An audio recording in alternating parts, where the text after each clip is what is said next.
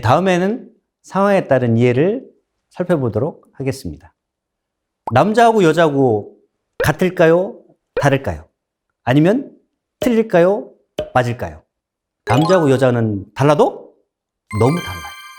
남자는 경제생활에 집중을 하고요. 여자는 가족 돌봄 및 부양에 집중을 하고, 물론 지금은 맞벌이 시대이긴 하지만 그래도 남자들은 기본적으로는 경제생활에 집중을 하고 여성들은 가족 돌봄 및 부양에 집중한다는 생각을 갖고 있다고 합니다. 남자는 이성적인 게 많고요. 문제지향주의적이고, 여자는 감성적이고 관계지향적이라는 겁니다.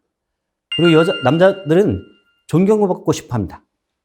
제가 예전에 어디 가서 강의를 했는데 어떤 여성분께서 여자들도 존경받고 싶어 해 라는 얘기를 하셨어요. 물론 그렇습니다. 근데 남자들은 존경받고 싶어 하는 욕구가 더 강하다 볼 수가 있고요. 여성들은 사랑받고 싶어 하는 욕구가 더 크다는 거죠. 그리고 남성들은 주로 하루에 7,000단어를 쓴대요. 근데 여성들은 하루에 20,000단어를 쓴다고 하는 거죠. 근데 직장 생활하는 남성들은 밖에서 7,000단어를 다 쓰고 와요, 대부분.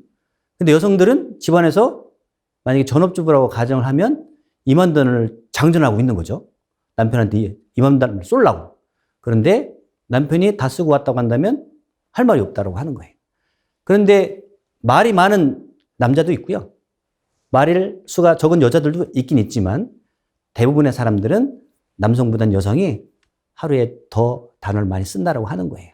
예를 들어서 여자친구나 와이프가 남편한테나 남자친구한테 이렇게 얘기를 하는 거예요. 자기야, 나 머리 너무 아파. 그러면 여성들은 어떻게 대답을 원하는 거죠? 머리가 왜 아픈지, 무슨 일이 있었는지, 이런 거를 감정적인 거를 터치해줬으면 좋겠는데 따뜻한 위로를 해주길 원하는 거잖아요. 그죠? 근데 남편들은 뭐라고 그래요? 남자친구들은 내가 병원 가라고 했지. 병원 가라고 했어, 안 했어? 그러니까 아픈 거 아니야 라고 얘기를 하는 거예요. 왜? 앞에서 보신 것처럼 남자들은 똑같아요. 그 상황을 해결해 주려고 하기 때문에 그렇습니다.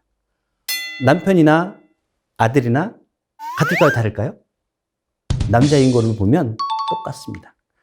딸하고 아들하고 이렇게 상황을 보면 다르듯이 똑같다고 하는 거죠.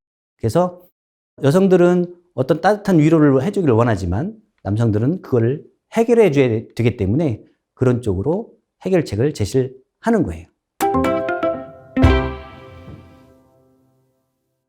남자하고 여자하고 다르다는 말을 이제 많이 들어보셨을 텐데 여기서 보시면 여자가 말한 왼쪽에 보시면 여자가 말한 의도는 이만큼이에요. 근데 남자가 이해한 수준은 이만큼. 그죠? 근데 남자가 여자에게 말할 때 남자가 말하는 의도는 이만큼이에요. 그죠? 근데 여자가 이해한 수준은 이만큼이에요. 제가 사무실에 있었을 때 여전히 아침에 이쁘게 하고 왔길래 제가 그랬거든요. 오늘 이쁜데? 라고 얘기를 했어요. 그러면 뭐 고맙습니다. 뭐 감사합니다. 이렇게 얘기하기를 저는 바랬는데 그 여직원이 하는 말은 뭐였냐면 그럼 어제는 안 이뻤다는 얘기예요? 그러면 제가 할 말이 있을까요? 없을까요? 남자가 말하는 의도는 그 상황만 얘기를 하는 거거든요. 그 상황만 얘기를 하는 건데 여자가 이해한 수준은 그렇게 폭넓게 이해하고 있으면 서로 이게 대인관계가 원만하지 않을 수도 있다고 하는 거죠. 그래서 남자가 말하는 의도는 대부분 적다라고 하는 거예요. 그리고 여자가 이해한 수준은 크긴 하지만 어쨌든 남자하고 여자하고 이렇게 차이가 많다는 거예요. 그래서 남자하고 여자하고 틀린 게 아니거든요. 남자하고 여자하고 다른 거예요. 그래서 남녀 관계에 있어서 아니면 사회생활 할 때나 동료 관계에 있어서 대인관계를 할 때 남자하고 여자하고 다르다는 것만 인정을 해줘도 남자하고 여자는 원래 다르다라는 것을 알고만 있어도 대인관계를 하는데 굉장히 도움이 되지 않을까 저는 생각을 합니다.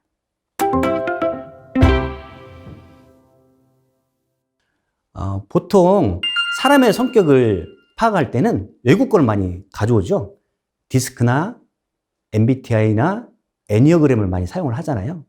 근데 우리나라에 윤태익 교수님이란 분이 머리형, 가슴형, 장형으로 사람의 성격을 나누고 있어요. 그래서 머리형들은 제일 싫어하는 말이 머리에 관계된 거예요. 무식하다, 그거 이제 알았어? 라는 말을 제일 싫어해요. 그래서 부호를 보면 물음표라고 생각하시면 돼요. 뭐에 대해서 되게 궁금한 게 많거든요.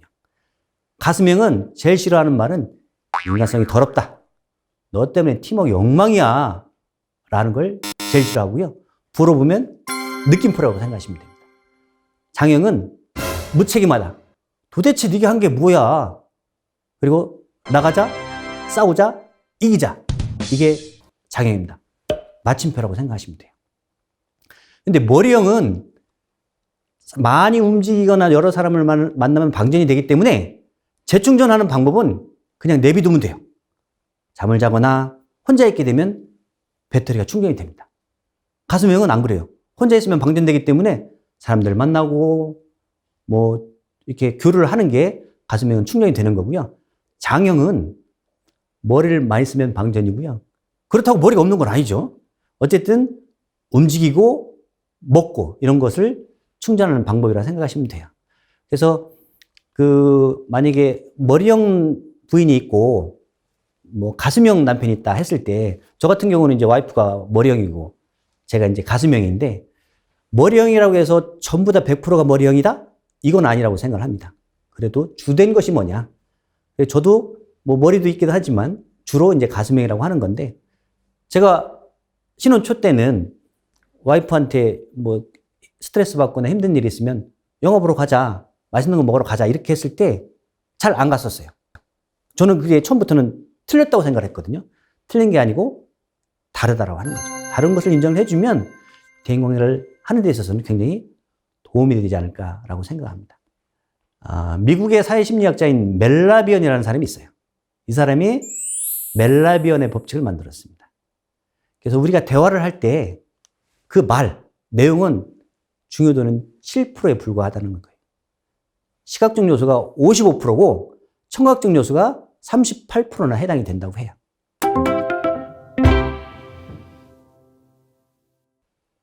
고구마 먹어요라는 말을 한번 멘트를 해보겠습니다. 왼쪽 사람하고 오른쪽 사람하고 같은 사람일까요? 다른 사람일까요? 어서 제가 강의를 할 때 여쭤보니까 성형 전, 성형 후라고 얘기를 하시는데 그건 아니고요. 같은 사람이에요. 같은 사람인데 고구마 먹어요라는 말은 왼쪽하고 오른쪽하고 똑같이 한번 해보도록 하겠습니다. 왼쪽 사람들처럼 그렇게 얘기를 해보는 거죠. 고구마 먹어요. 먹을게 안 먹을게요. 이렇게 얘기를 하는 거예요. 무표정하게. 오른쪽 사람은 웃으면서 억양을 살려서 고구마 드세요라고 하는 거예요. 그러면 고구마 먹어요란 말은 왼쪽하고 오른쪽하고 똑같죠. 그런데 왼쪽 사람하고 오른쪽 사람하고 다른 게 뭐였냐면 표정이 달랐어요. 눈웃음, 미소 다르죠. 두 번째는 억양이 달랐다는 거예요. 처음에는 고구마 드세요. 먹을 거야 안 먹을 거야 라고 했지만 두 번째는 고구마 드세요 하고 억양을 넣은 거예요. 이렇듯 말을 할 때는 이렇게 억양을 넣어서 하는 거와 표정을 다르게 하는 거, 그 상황에 따라서 이렇게 한다고 한다면 대인관계가 훨씬 더 좋아지지 않을까 이렇게 생각을 해봅니다.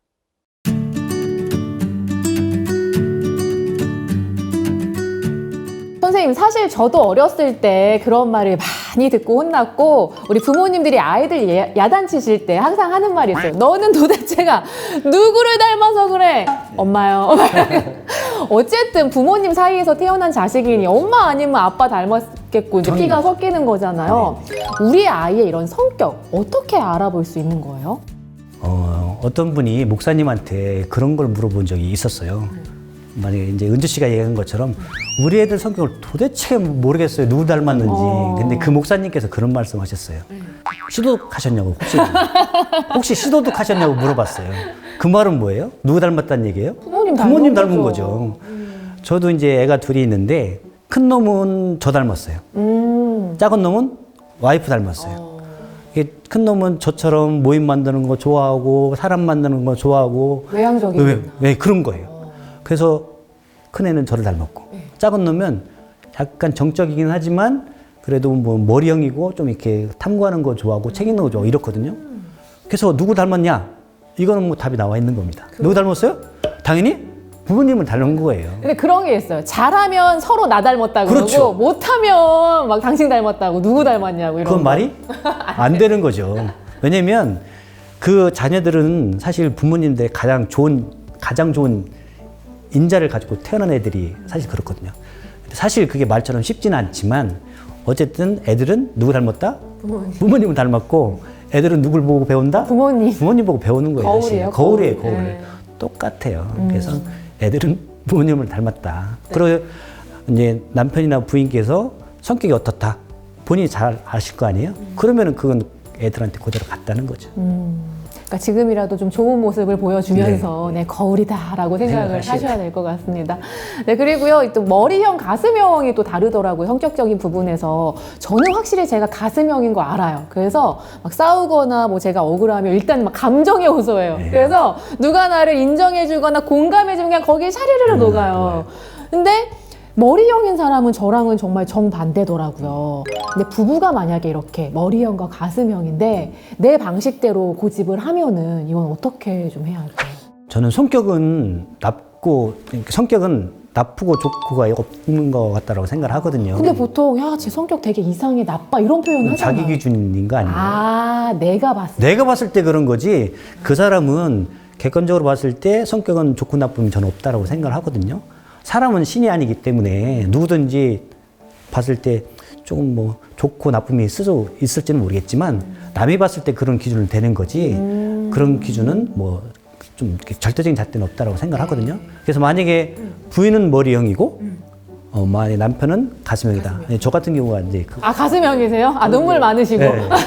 가슴형이고 와이프는 이제 머리형인데 아, 많이 싸우시겠다. 네. 한 신혼 때는 네. 그 와이프한테 이제 만약에 스트레스 받고 있거나 좀 이렇게 힘든 일이 있거나 그렇게 했을 때는 저는 이제 제 방식대로 밖에 나가자. 뭐 영화 보러 가자. 뭐 먹으러 가자. 기분 전환해야 기분 전환 해야 되니까. 네. 그렇게 얘기를 하면 와이프는 뭐 이제 반응하는 것도 있지만 그냥 나 집에 하나 혼자 있을래 라고 얘기를 한 거예요. 혼자 있고 싶다. 예, 혼자 있고 싶다. 근데 처음에는 저는 이제 머리형, 가슴형, 장형 공부를 안 했을 때는 네. 저는 와이프가 틀렸다고 생각했어요. 저는 무조건 제게 맞고 와이프가 틀렸다고 생각했었어요. 근데 그건 틀린 게 아니라 다르다라고 하는 거죠. 그래서 지금은 만약에 영화 보러 가자 이렇게 얘기를 했을 때 와이프가 집에 혼자 있고 싶다. 그럼 어떻게 할까요? 인정해줘요. 내비둬요 그냥. 인정해줘요. 그럼 혼자 보러 가세요? 혼자 보러 갈 때는 없죠. 그냥 제가 참는 거죠. 그래서 이제 와이프는 성격이 나하고 다른 거예요, 다른 거. 그래서 그것만 인정해줘도 머리형이다, 가슴형이다, 장형 이런 것만 인정을 해줘도 굉장히 사람 사이 관계를 좋게 하는데 도움이 될 것 같고요. 네. 일단은 제가 가슴형이라고 해서 100%가 가슴형이지는 않다라는 거예요. 나한테도 또 머리형이 있죠, 조금은 있죠. 예. 예. 왜냐면 주로 그게 가슴형이다 하면 가슴형인 거고 와이프도 가슴형이 전혀 없냐? 그건 아니에요. 이제 주로 머리형이고 가슴형도 있다라고 하는 거예요. 그래서 저희 큰애가 이제 저를 닮았으니까 무조건 가슴형이죠. 가슴형. 예. 작은 애는 머리형. 와이프를 닮았으니까 네. 머리형이에요. 그래서 뭐를 가자, 뭘 하자 그러면 안 한다. 그래서 저건 처음에는 누굴 닮아서 저러냐 이렇게 얘기를 했지만 결국은 와이프를 닮았다고 하는 거예요. 그래서 지금은 안 가자면 그냥 내비둡니다. 그걸 인정해주면 뭐 그게 부딪힐 일이 아무래도 덜 할 거니까. 그래서 머리형, 가슴형, 장형이 사람들 성격을 구분짓는데 뭐 이렇게 어떤 진단지를 통해서가 아니라 그래도 좀 쉽게 용이하게 파악할 수가 있다고 하는 거죠. 그냥 저 사람의 어떤 성격을 인정만 해줘도 그렇죠. 싸울 일은 줄어든다. 덜하죠. 저는 생각을 할 때 내가 생각했을 때 저 사람 장점이 한 70 내지 80%가 되면 마음에 안 드는 것이 20, 30%가 있다 하더라도 그 나머지 거로 좋은 걸로 덮는 거죠. 덮을 수가 있거든요. 보통은 그러잖아요. 저 사람은 저거 하나만 딱 고치면 좋은데 그거 하나만 고치면 좋은데 그거에 네. 막 전부로 보이시는 거야. 상대편도 그렇게 생각할 거예요. 상대편도. 저를 좀 돌아보고 반성하게 되네요. 네.